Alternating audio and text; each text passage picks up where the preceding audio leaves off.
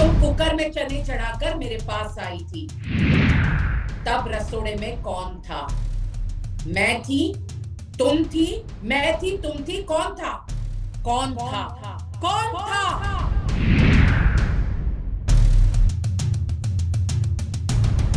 Hello friends, welcome to our channel Bol sky. और आज हमारे साथ जो गेस्ट है वो एक बहुत प्रभावशाली और बहुत जानदार भूमिका निभाने वाली एक्ट्रेस और हम सब की चहेती कोकिलाबेन यानी कि रूपल पटेल जी हैं।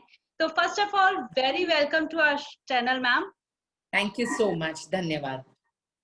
मैम, हम इस चिट चैट को शुरू करें उससे पहले हम हमारे व्यूअर्स, आपके फैंस, सब लोग चाहते हैं कि आप आखिरकार रसोड़े में कौन था ये हम सबको बता दें। तो हम लाइव आपसे सुनना चाहते हैं कि आखिर रसोड़े में था कौन। ये एक बहुत बड़ी मिस्ट्री है और मुझे लगता है कि जो रैप सॉन्ग है उसी में उसका आंसर है कि रसोड़े में राशि थी। जी,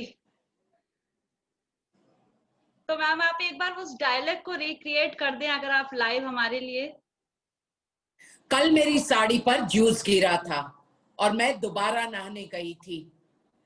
तुम कुकर में चने चढ़ाकर मेरे पास आई थी, तब रसोड़े में कौन था? मैं थी, तुम थी, कौन था? मैं थी, तुम थी, कौन था? कौन था? कौन था? ये राशि। कुकर से चने निकालकर खाली कुकर गैस पर चढ़ा दिया। Thank you so much ma'am हमारे लिए इस डायलॉग को रिक्रिएट करने के लिए।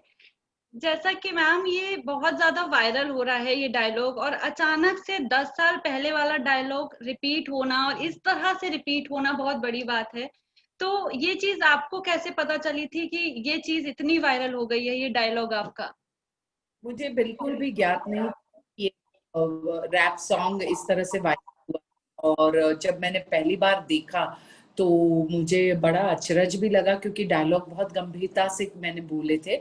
लेकिन जैसे ही यशराज जी का चेहरा देखा और म्यूजिक देखा, सुना, तो मुझे समझ में आया कि एक बहुत मेरे जो जोरदार डायलॉग है उसको एक खूबसूरती के साथ, बहुत प्यारी सी धुन के साथ यशराज जी ने दर्शकों के सामने प्रस्तुत किया। मुझे बहुत अच्छा लगा। मैंने उन्हें उनका नंबर ढूंढ के उन्हें सामने से कॉल किया और उन्हें बधाइयां दी, और वो भी बहुत खुश हुए।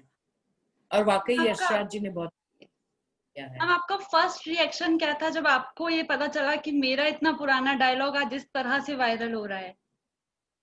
जी बिल्कुल, हमारा शो 2010 में शुरू हुआ था, 2017 पे वो शो खत्म हुआ था, तो लगभग ये 3 साल पहले की बात है। और 3 साल के बाद अचानक इस तरह से मेरे जो सीरियस डायलॉग है उसको इतनी खूबसूरती के साथ, एक प्यारी सी धुन के साथ सुनना, तो मैं वाकई आश्चर्यचकित थी। और मैंने कभी सपने में भी नहीं सोचा था कि लोग बेइंतहा प्यार देंगे और इतना प्यार देंगे कि हर जगह ये छाया हुआ है। तो इसमें मुझे लगता है कि यशराज जी की ढेर सारी मेहनत है, और मेरे इतने स्ट्रॉन्ग वाले डायलॉग है, और इसके साथ साथ ईश्वर के आशीर्वाद है। कभी सोचा था कि इतना छोटा सा डायलॉग इतने बड़े लेवल पे कि पूरा देश के लिए एक वो बहुत अच्छा क्वेश्चन बन जाएगा कि आखिर रसोड़े में कौन था?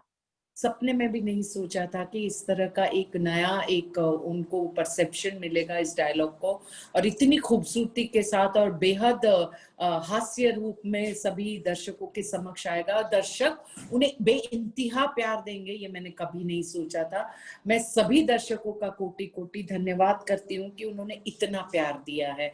और जो डेली सोप्स देखते हैं, तो जो नहीं देखते डेली सोप को हमेशा कहते हैं अरे डेली सोप्स किचन पॉलिटिक्स है क्या। लेकिन आज बड़े गर्व मुझे महसूस होता है कि किचन पॉलिटिक्स की चर्चा नेशनल पॉलिटिक्स में हो रही है। और अलग अलग क्षेत्र के अलग अलग व्यक्तित्व वाले सारे पर्सनालिटीज इस रसोड़े में कौन था को अप्रिशिएट कर रहे हैं और अपने अपने तरीके से उसको दर्शकों के सामने ला रहे हैं। तो मुझे बहुत खुशी है, और मैं दर्शकों का धन्यवाद करती हूँ, यशराज जी का धन्यवाद करती हूँ, और ईश्वर का धन्यवाद करती हूँ। ऑब्वियस सी बात है कि आपने साथ निभाना साथिया 2 सीजन 2 देखा होगा। उसका प्रोमो अभी आया है जिसमें हमें सिर्फ देवोलीना का रोल दिखा है। तो आपका उस पर क्या रिएक्शन है कि मतलब वो सीजन 2 आ रहा है, आप क्या उसके बारे में कहेंगी? मैंने सीजन 2 था और बेहद खूबसूरत और बहुत प्यारा था। और मैं सीजन 2 आने की वाकई खबर से बहुत खुश हुई हूँ। मैं स्टार प्लस और मेकर्स रश्मि मैम, पवन सर का बहुत बहुत उनको बधाइयां देती हूँ और दर्शकों से आग्रह करती हूँ कि जितना प्यार साथिया सीजन 1 को दिया है उतना बल्कि उससे ज्यादा प्यार दर्शक सीजन 2 को दे। और मुझे बहुत अच्छा लगा कि सीजन 2 वापस आ रहा है। जैसा कि हम सब ने उस प्रोमो को देखा साथ निभाना साथिया सीजन 2 के, उसमें जब वो गोपी बहू दिखाई तो पीछे से एक आवाज आई गोपी बहू, जो आपकी आवाज लगी। तो क्या हम ये माने कि आप सीजन 2 में फिर से कोकिला बेन के रूप में दिखेंगी? मुझे लगता है कि अभी बहुत जल्दबाजी है किसी भी चीज पर कमेंट करना, पर वक्त आने पर सारी चीजें क्लियर हो जाएगी, तब मैं और ज्यादा क्लैरिटी के साथ दर्शकों को इस बात का जवाब दे पाऊंगी। तो अभी मैं क्षमा चाहती हूँ कि अभी अभी सही समय नहीं है इस बात पर कुछ कहने का। I am sorry. It's okay ma'am, हम सबको बेसब्री से इंतजार है और आई होप कि सब लोग यही चाहते हैं कि कोकिला बेन आप ही दिखें, क्योंकि हो सकता है कि आपके उस किरदार को कोई और रिप्लेस ना कर पाए उतनी अच्छी तरीके से जितना आपने सीजन 1 में किया। मैं बस दर्शकों का नतमस्तक करती हूँ इसके लिए। दर्शकों ने हमेशा प्यार दिया है और अभी मैं ये रिश्ते हैं प्यार के शो कर रही हूँ स्टार प्लस राजन शाही सर का। इसको भी दर्शक बहुत चाह रहे हैं, बहुत प्यार दे रहे हैं और मैं आग्रह करूंगी कि और ज्यादा प्यार दे और हम अच्छा काम करें। So thank you so much to audience. एक सिद्धार्थ शुक्ला का नाम बहुत ज्यादा आ रहा है कि इस बार साथ निभाना साथिया सीजन 2 में सिद्धार्थ हमें दिख सकते हैं मेन रोल में। तो उस पर अगर आप कोई कमेंट करना चाहें या आपकी कोई स्टेटमेंट। मैं वाकई कहती हूँ कि मुझे कुछ पता नहीं है, पर मुझे लगता है आपको सिद्धार्थ जी से ही पूछ लेना चाहिए कि वो क्या कर रहे हैं। तो मुझे लगता है कि सही आंसर सही व्यक्ति के मुख से पता चल जाएगा, क्योंकि मैं कुछ नहीं जानती हूँ। बिकॉज मैम हम भी और देवोलीना ने भी अभी पिछले इंटरव्यू में अपने कहा है कि वो आपको ही देखना चाहती हैं और उनके लिए एक बहुत बुरा चीज होगी कि अगर आप उस रोल में ना आए। तो इसीलिए हम सब यही चाहते हैं कि आप ही उस रोल में दिखें, क्योंकि आपको शायद उस रोल से कोई रिप्लेस नहीं कर सकता। The great Kokila Ben. Thank you so much, ये आपका प्यार है। मैं देवोलीना जी का भी धन्यवाद करती हूँ कि उन्होंने मेरे बारे में इतनी अच्छी बात कही है। मैं बस ईश्वर पर ये बहुत भरोसा करती हूँ और मेरा ये मानना है कि जो भी होता है ईश्वर की इच्छा से होता है। तो ईश्वर जो भी बेस्ट होगा शो के लिए, मेरे लिए, हम सब के लिए, वो ही करेंगे। तो हम थोड़ा इंतजार कर लेते हैं and I think so the best Saathiya season 2 will be very soon before audience. Okay ma'am season 1 साथिया को बहुत ज्यादा प्यार मिला, बहुत सालों तक उसे देखा गया। अभी 3 साल पहले ही वो ऑफ एयर हुआ एंड अगेन उसका सीजन 2 आना, ये बहुत बड़ी बात है कि लोगों ने इतना प्यार दिया उस शो को। तो उस पर आपका क्या कहना है? क्या सीजन 2 आपको लगता है कि उतना ही ज्यादा प्रभावशाली होगा? जी हाँ, जरूर होगा, क्योंकि सीजन 1 को रिपीट में भी इतना प्यार मिला। अभी भी बहुत सारे दर्शकों की ख्वाहिश है कि वही सारे किरदार वापस उनके ड्राइंग रूम के टीवी सेट पर आ जाए, उनकी जिंदगी का हिस्सा बने। तो जब इतना ज्यादा प्यार है लोगों का और इतनी ज्यादा उत्सुकता है, उनकी उम्मीदें हैं कि हम साथिया 2 वापस आए, तो डेफिनेटली वो उतना ही ज्यादा प्यार देंगे और सीजन 1 से भी ऊपर उठेगा सीजन 2, इतना मुझे बिल्कुल यकीन है। मैम आप अभी ये रिश्ते हैं प्यार के में एज अ मीनाक्षी राजवंश काम कर रही हैं, एक्ट कर रही हैं। तो मीनाक्षी राजवंश और कोकिला बेन में अगर हम बात करें एक सिमिलरिटी की, तो बहुत ज्यादा है कि आप उसमें भी एक प्रभावशाली रोल में थी और इसमें भी आप प्रभावशाली रोल में है। तो आपको क्या डिफरेंस लगता है कोकिला बेन में और मीनाक्षी राजवंश में? कोकिला बिल्कुल यूं कहूंगी कि ट्विन सिस्टर है, जुड़वा बहनें हैं, पर दोनों के कहीं ना कहीं थोड़े से जो एक समानता बहुत है कि दोनों अपने परिवार के लिए कुछ भी कर सकती है। अपने परिवार को जोड़कर रखने वाली एक घर की मुखिया है। और अगर हम दोनों की अंतर की बात करें तो कहीं ना कहीं दोनों की थोड़ी पर्सनालिटी अलग है, क्योंकि कोकिला एक हाउसवाइफ थी, कम पढ़ी लिखी थी और बहुत ही एक ट्रेडिशनल औरत थी। और मीनाक्षी राजवंश की बात करें तो मीनाक्षी राजवंश आज की आधुनिक महिला है, उसका परिवेश, उसका रहन सहन बिल्कुल आधुनिक है, बहुत ज्यादा पढ़ी लिखी है। और कोकिला जो सिर्फ घर संभालती थी, यहाँ पर मीनाक्षी तब खुद का बिजनेस भी संभालती है और घर भी संभालती है। लेकिन दोनों में एक बहुत स्ट्रॉन्ग सिमिलैरिटी है कि दोनों अपनी फैमिली के लिए अपनी जान भी दे सकती है और अपने परिवार की एकता को किसी भी कीमत पर टूटने नहीं दे सकती है। इसीलिए बहुत प्यारा किरदार है, दोनों अलग होते हुए भी कुछ कुछ सिमिलैरिटी है। यस। तो मैम अगर हम आपको टीवी पे देखते हैं तो आप एक बहुत प्रभावशाली, बहुत स्ट्रॉन्ग, लेकिन अगर हम आपकी रियल लाइफ के बारे में बात करें तो क्या आप उतनी ही गुस्से वाली जैसे आप उस सीरियल में दिखती हैं, उतनी ही आप रियल लाइफ में भी हैं? मुझे लगता है आप अभी मुझसे बात कर तो आपको एक जजमेंट मिला होगा कि मैं real life because Kokila Ben को मैंने कभी हंसते हुए नहीं देखा जनरली, और आपको मैं हंसते हुए देख रही हूँ। बिल्कुल बिल्कुल, आपने सही कहा। कोकिला बहुत बहुत कम हंसती थी और रूपल, अगर मैं अपनी खुद की बात करूं तो मैं बहुत खुशी से रहने वाली एक व्यक्तित्व वाली हूं और सबसे मिलना जुलना, सबसे बात करना अच्छा लगता है।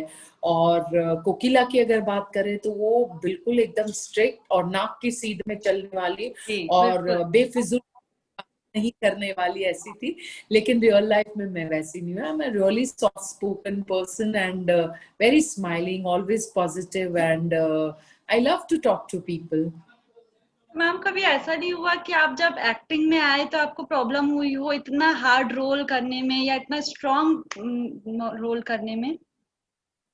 मैं बम्बई में मेरा जन्म हुआ है, मैंने पढ़ाई भी बम्बई में की है।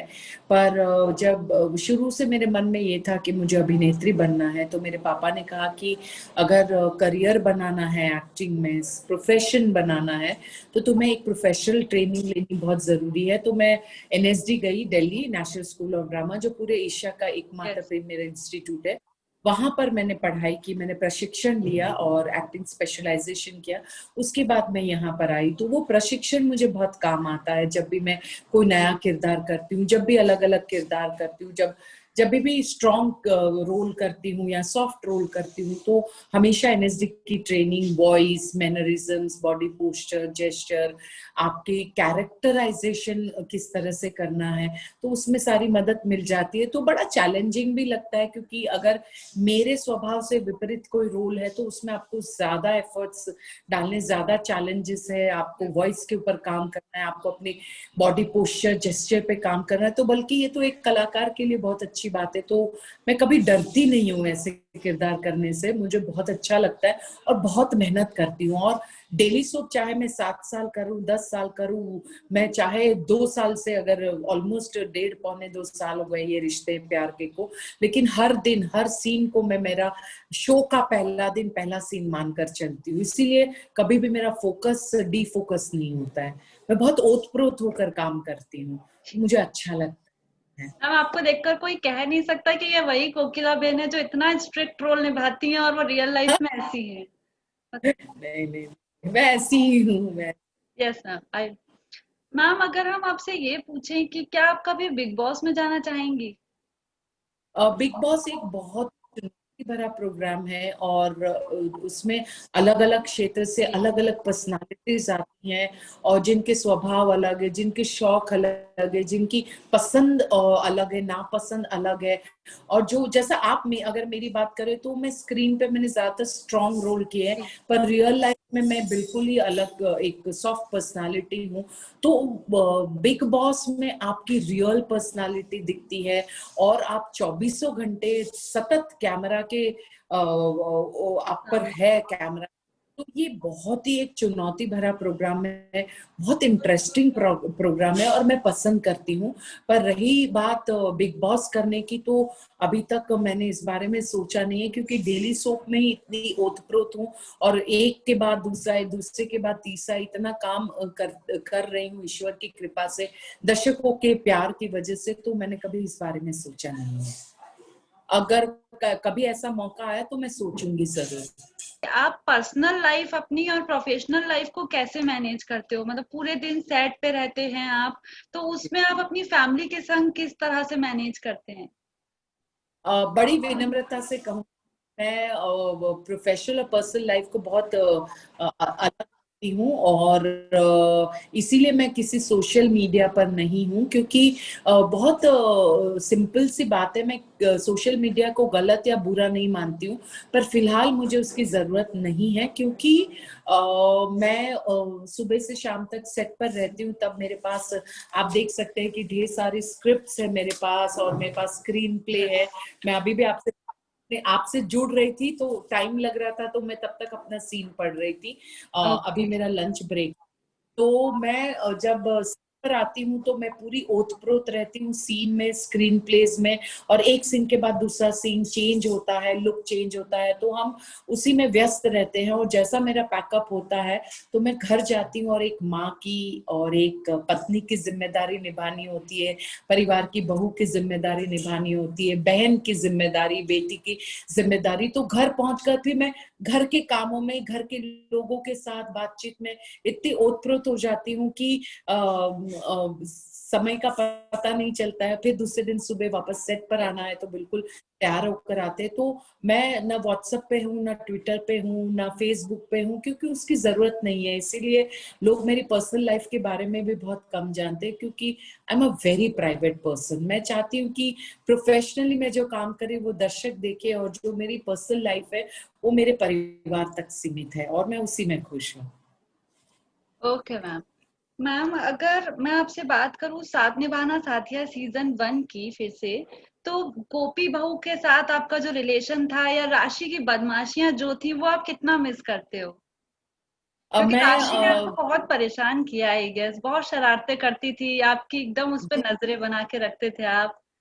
तो आप कितना मिस जी करते हो जी, उस चीजों को? मैं जब भी जैसे अभी हम कुकिंग की बात करते हैं या साथिया की बात करते हैं, तो वो सारी यादें ताजा हो जाती है, और मैं बहुत खुश होती हूँ, क्योंकि एक कलाकार अच्छे काम को याद करके बहुत खुश होता है, दर्शकों के प्यार को पाकर बहुत खुश होता है। और मेरे साथ है कि जब शो खत्म होता है तो मैं थोड़ा ब्रेक लेती हूँ, ताकि उस किरदार से बाहर आने के लिए भी हमें समय चाहिए होता है। तो थोड़ा बाहर आके थोड़ा समय फैमिली के साथ स्पेंड करके अब मैं ये रिश्ते हैं प्यार के कर रही हूँ। तो जैसा कि मैंने कहा कि मैं अपने किरदार में ओतप्रोत रहती हूँ, तो फिलहाल मैं जब सेट पे रहती हूँ या बाहर भी निकलती हूँ तो मैं मीनाक्षी राजवंश के किरदार के बारे में ज्यादा सोचती हूँ, या हमारे शो के बारे में सोचती हूँ। तो ऐसे मिस करने वाली कोई बात नहीं है, क्योंकि एक कलाकार का धर्म है कि एक किरदार का चोला उतार के दूसरे किरदार का चोला पहनना है। तो जब वो चोला उतार दिया है तो पूरा कंसंट्रेशन इस चोले पर है कि मीनाक्षी राजवंश क्या करेगी, कैसे करेगी, सीन क्या है, एपिसोड क्या है। तो हाँ, जब बात चलती है तो मैं बिल्कुल याद ताजा होती है और मैं खुश हो जाती हूँ। जाते जाते बस आपसे एक बार एक रिक्वेस्ट है अपने फैंस के लिए, हमारे व्यूअर्स के लिए, आप कोई भी एक डायलॉग जो आपका साथ निभाना साथिया से एस कोकिला बहन फेम पसंद हो आपको, वो एक बार आप हमारे फैंस के लिए, हमारे व्यूअर्स के लिए बोल दीजिए। बस उर्मिला बहन, आपकी हिम्मत कैसे हुई मेरी गोपी बहू के बारे में उल जलूल बातें करने की? कृष्ण भगवान की सौगंध, अगर दोबारा ऐसा कहा तो मैं आपको हमारे घर से बाहर कर दूंगी। जय Shri Krishna. Very amazing ma'am, आपको कोई रिप्लेस नहीं कर सकता सच में। Thank you so much. Thank you so much ma'am, and wish you all the best from our team for your future.